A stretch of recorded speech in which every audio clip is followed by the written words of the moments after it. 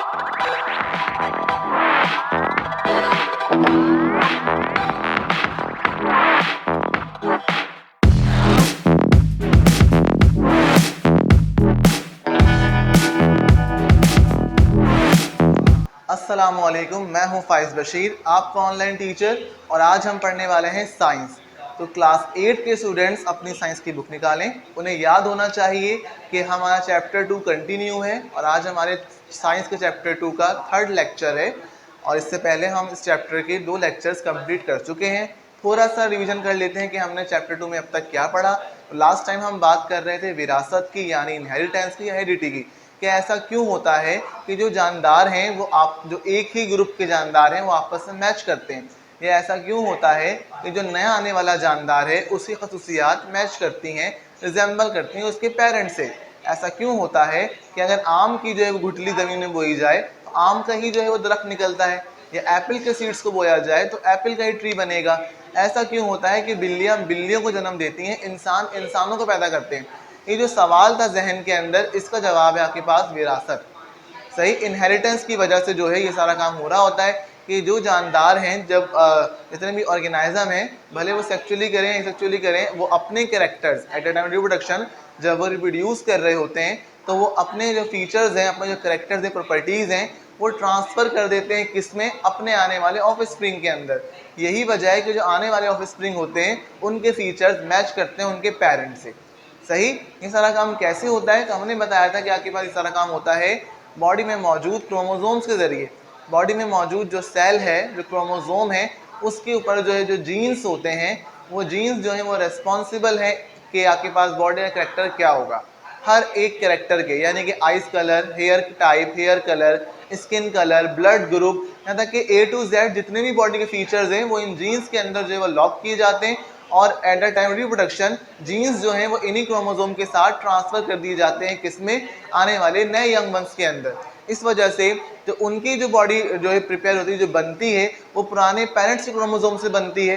सही, तो वो जैसे जैसे कैरेक्टर उनमें होते हैं वही कैरेक्टर वो अपनी बॉडी में अपना लेते हैं।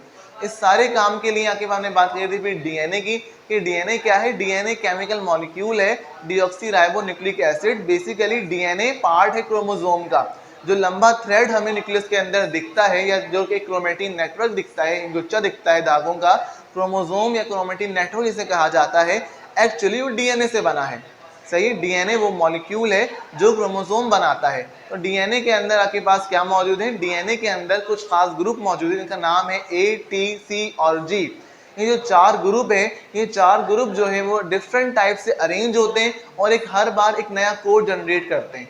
यानी इन चारों ग्रुप की A, G, C, T की जो अरेंजमेंट है ये कोड को जाहिर करती है। और ये जो कोड है ये खास किस्म की प्रोटीन को जाहिर करता है और उस प्रोटीन को जीन कहा जाता है। और वो जो जीन है वो रेस्पॉन्सिबल होती है किसी खास बॉडी के फीचर की, जैसे like blood group, skin colour, eyes colour, या कुछ भी जो बॉडी का करेक्टर है।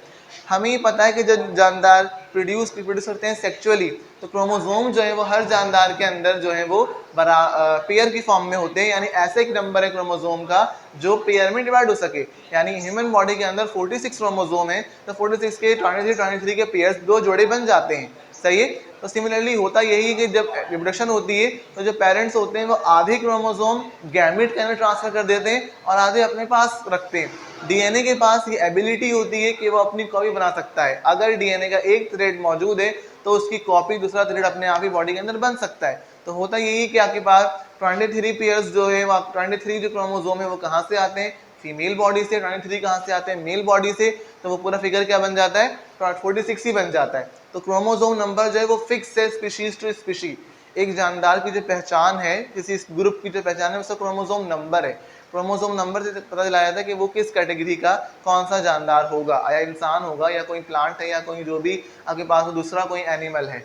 सही। तो ये सारी बातें हमने लास्ट टाइम की थी कि डीएनए जो है आपके पास वो डबल हेलिक्स मॉडल, 2 थ्रेड होते हैं और उनका थोड़ा तो सीढ़ी की तरह बन जाता है। सीढ़ी होती है जिसके 2 डंडे और बीच में स्टेप होते हैं। तो डीएनए जो है वो एक सीढ़ी की तरह है और जो बीच के स्टेप है वो बॉन्डिंग है उन 4 ग्रुप्स की, A, G, C, T की, जो डिफरेंट टाइप से जो है वो अरेंज होंगे और डिफरेंट टाइप के कोड जनरेट करेंगे। और वो कोड रेस्पॉन्सिबल होगा किसी जीन का, किसी करेक्टर का। सही है। और जब वो जीन्स ट्रांसफर होते हैं क्रोमोसोम के साथ नए यंग वंस में, तो वो उनके करेक्टर जो है वो अपना लेते हैं। तो इसी वजह से जो नए आने वाले जानदार होते हैं वो पुराने जानदारों से, अपने पेरेंट्स से, वालिदैन से मैच करते हैं। सही। तो ये वाली कहानी हमने जो लास्ट टाइम जो है पढ़ी थी। अब हम बात करने वाले हैं वेरिएशंस के ऊपर। वेरिएशंस क्या होती हैं? सही है। वेरिएशंस का जो लफ्ज़ है वो वैरायटी से निकला है। वैरायटी का मतलब इकसाम। जब भी हम जो है किसी शॉपिंग पे जाते हैं, कुछ लेने जाते हैं, तो हमें डिफरेंट टाइप की वैरायटी दिखाता है जो शॉपकीपर होता है। अगर शर्ट्स लेने भी जा रहे हैं तो हमें डिफरेंट टाइप की शर्ट्स दिखाई देता है। वैरायटी, ये नई वैरायटी आई, पुरानी वैरायटी हो गई। सही है। तो वैरायटी मतलब इकसाम या वेरिएशन का मतलब ये है डिफरेंस। जो एक ही ग्रुप के जानदार हैं वो भी वो सेम तो हैं, लेकिन उनके अंदर कहीं ना कहीं जो है वो कुछ डिफरेंस है। हम अपने पेरेंट्स से बहुत मैच करते हैं, या हम अपने बहन भाइयों से बहुत मैच करते हैं। सही है। हम एक ही फैमिली का हिस्सा हैं, हम सबके पेरेंट्स सेम हैं। सही। जो मेरे बहन भाई हैं हमारे, उनके पेरेंट्स, हमारे पेरेंट्स सबके सेम है, तो बहन भाई आपस में मैच करते हैं, पेरेंट्स से मैच करते हैं। लेकिन फिर भी कहीं ना कहीं हर बंदा कंप्लीटली मैच नहीं करता। सही है। बहुत ज़्यादा मैच करने के बावजूद भी जो है उसके अंदर कुछ ना कुछ डिफरेंस होता है। तो ये जो डिफरेंस है इसे कहा जाता है वेरिएशन। कोई ना कोई कैरेक्टर बॉडी में ऐसा है जो कंप्लीटली मैच नहीं करता पेरेंट्स से या अपने ग्रुप के जो बंदे हैं उनसे। सही है। तो वेरिएशंस का मतलब ये है difference in characters between species. एक ही स्पीशी के जो बंदे हैं, सही है, between member of same species. एक ही ग्रुप के जो बंदे हैं, सारे इंसान, ये एक स्पीशी है। सारे इंसान इंसान हैं, सब एक जैसे हैं, सबकी दो आंखें, एक नाक, दो कान हैं, लेकिन फिर भी कहीं ना कहीं वो एक दूसरे से बहुत मुख्तलिफ भी हैं। सही है। तो इतने सारे फीचर्स सेम होने के बाद कुछ फीचर्स कैसे हैं, प्रॉपर्टीज कैसी हैं जो डिफरेंस है, उसी की हम अभी बात करें, जिन्हें वेरिएशन कहा जाता है। कि ये मुख्तलिफपन जो है, ये इख्तिलाफ जो है वो एक एक विषय के बंदों में क्यों आ रहा है। तो वेरिएशन का मतलब क्या है यहाँ पर?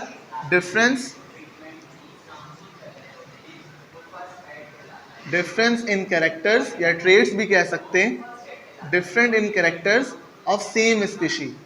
जो एक ही ग्रुप के बंदे हैं, जो सेम स्पीशी के मेंबर हैं, ऑर्गेनाइजम हैं, उनके दरमियान जो डिफरेंस है आपस में, वो क्या कहलाएगा? वेरिएशन। फॉर एग्जाम्पल, सब इंसानों की जो फिंगरप्रिंट है वो डिफरेंट होते हैं। यानी कोई ना कोई एक ऐसा फीचर है जो उस बंदे की अपनी शनाख्त है। सही है। जो कि दूसरे से मैच नहीं करेगी। तो उसी की हम अभी बात करने वाले हैं वेरिएशन की। ये वेरिएशंस बॉडी के अंदर आते क्यों हैं? जब सेम क्रोमोसोम जो है वो सेम, बहन भाइयों की अगर बात करें तो उन सबके पेरेंट्स सेम होते हैं, तो हर बार सेम टाइप के क्रोमोसोम मिलते हैं। जब हर बार सेम टाइप के क्रोमोसोम मिलते हैं तो हर बार सेम चीज़ क्यों नहीं बनती? सारे बहन भाई जैसे क्यों नहीं होते? सही है। या एक ही ग्रुप के मेंबर जैसे क्यों? पेरेंट्स सबका कोई ना कोई सेम ही होगा ना। सही। तो ये जो वेरिएशन है क्यों आ रही है? तो वेरिएशन के यहाँ पे दो टाइप्स हम अभी डिस्कस करेंगे। The first one is genetic variations,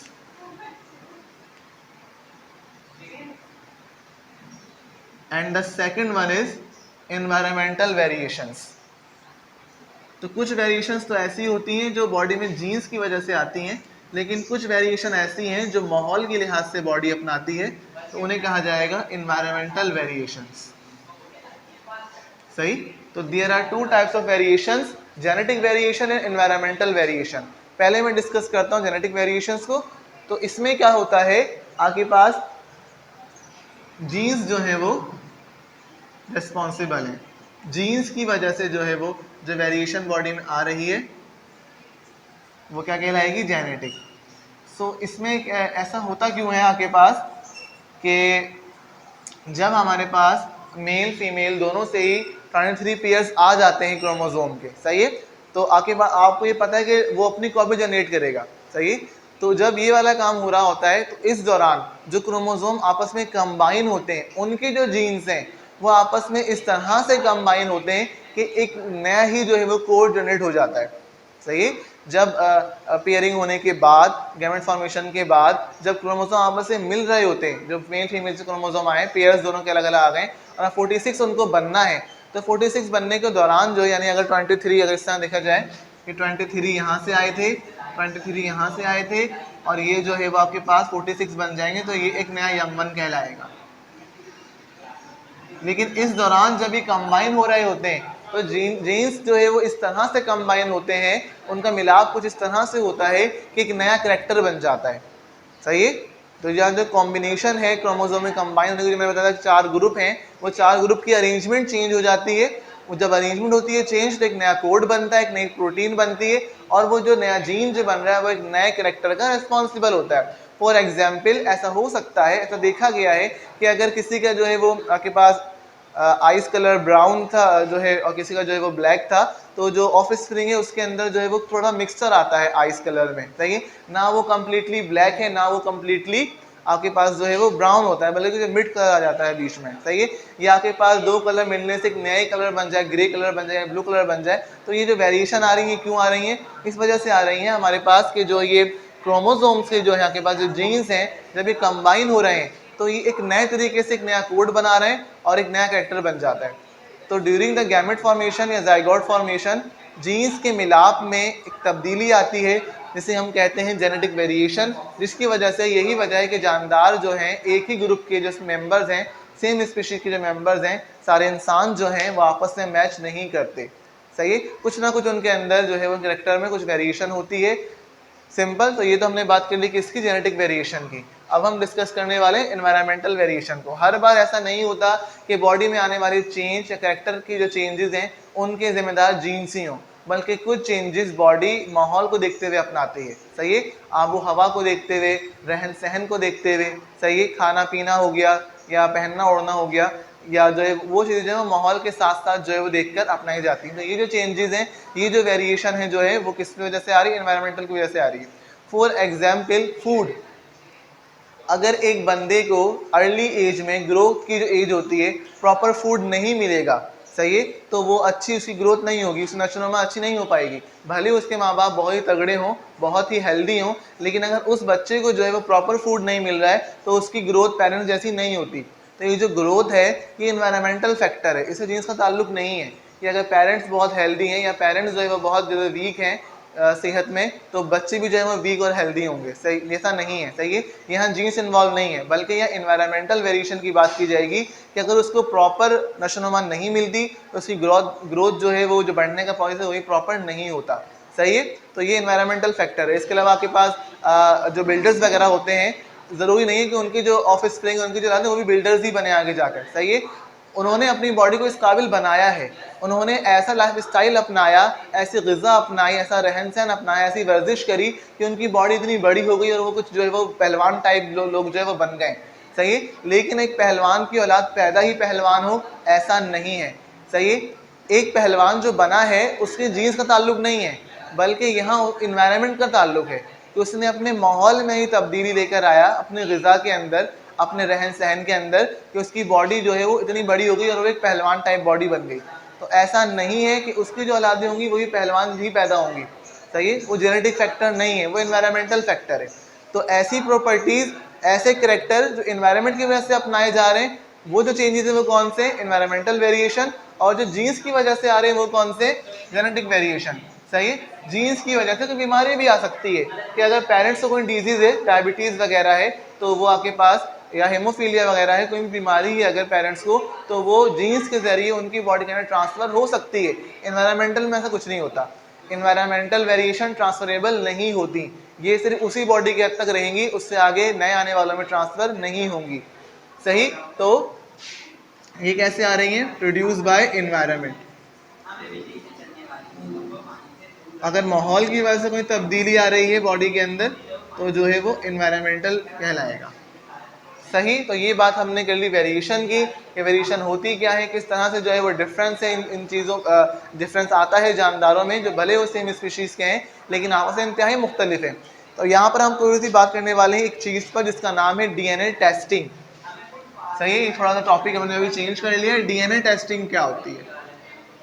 ये जो डीएनए है या जो ये वेरिएशंस हैं ये बहुत कारआमद हैं एक इस फील्ड के अंदर कि अगर कहीं कोई हादसा हो जाए, कहीं कोई वारदात हो जाए तो मुजरिम तक बआसानी हम जो है वो पहुँच सकते हैं इस प्रोसेस को यूज़ करते हुए।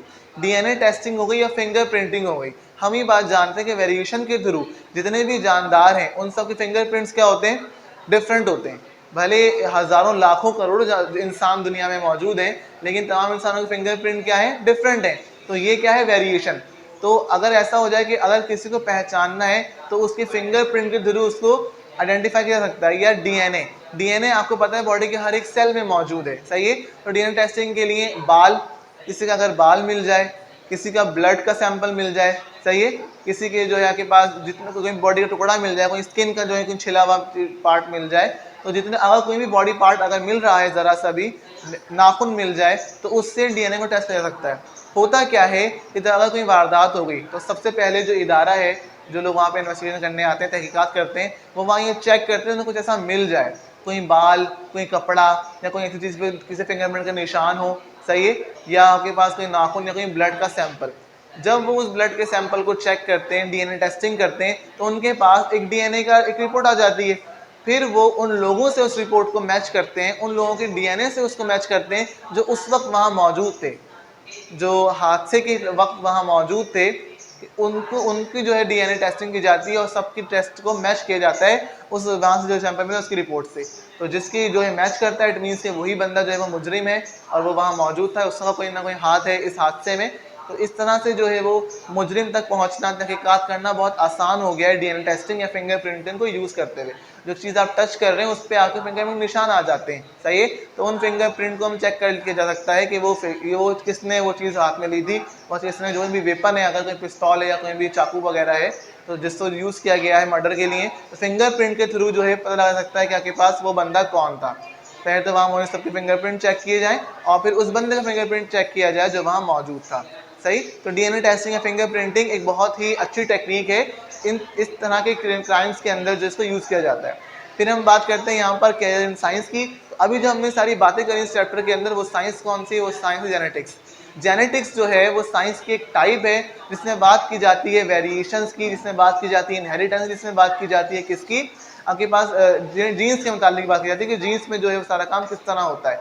तो जेनेटिक्स की हम बात कर रहे हैं तो हमारे पास ये जो कैरियर है इसमें लिखा गया आपके पास कि ऐसी कोई बीमारी जो जेनेटिक है, यानी ऐसी कोई बीमारी जो वालिदैन से ट्रांसफ़र हो रही है उनके ऑफस्प्रिंग में, या कुछ बीमारियां ऐसी हैं जो नस्ल चलती हैं, दादा को तो पोते को भी होगी, नानी को तो नवासी को भी हो जाएगी, सही। तो ये बीमारियां जो जनरेशन चल रही हैं, चलती आ रही हैं नस्ल दर नस्ल, तो उनको जो है उनकी क्योर किस तरह की जाएगी। तो जेनेटिक्स में आपके पास ये देखा गया है कि अगर ऐसी कोई बीमारी है तो इसका इलाज अब मुमकिन है, लेकिन ज़रूरी है कि इसका ट्रीटमेंट जो है वो अर्ली एज में ही की जाए, नौज़ायदा उम्र में ही इसकी ट्रीटमेंट कर ली जाए तो जो है हो जा सकता है। अदरवाइज जो है ये बीमारी फिर जो है वो जो भी जेनेटिक डिजीज़ है चलती आ रही है पेरेंट्स से बच्चों में, वो फिर उसकी ट्रीटमेंट इतनी आसान नहीं होती। तो अगर ऐसा कोई प्रॉब्लम है तो अर्ली स्टेज के ऊपर उसकी ट्रीटमेंट हो सकती है जेनेटिक्स का यूज़ करते हुए। तो यहाँ पर आपका चैप्टर 2 आज जो है वो कंप्लीट हो जाता है। चैप्टर 2 भी हमारा कंप्लीट हो गया।